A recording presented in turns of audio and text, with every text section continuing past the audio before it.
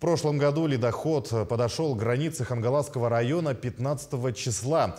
В районе в зону вероятного подтопления входят 12 населенных пунктов, почти 590 жилых домов. В них проживают более 2200 человек, в том числе 650 детей. Нынче на территории Улуса развернули 18 пунктов временного размещения общей вместимостью 1800 человек, в том числе палаточный городок в заречном селе Хатачу.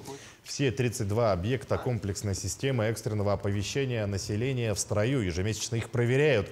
А во время ледохода за уровнем воды в реке Лени будут следить 2 стационарных и 8 временных гидропостов. Прогноз 14-15 мая. Но сейчас говорить очень сложно. Зависит от 3 факторов. Это, значит, погодные условия, уровень воды и боковые речки. От этого зависит.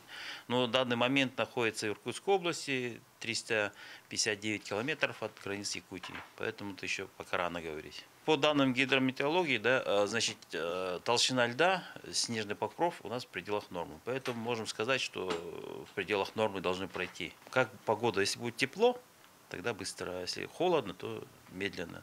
От скорости воды зависит еще это все.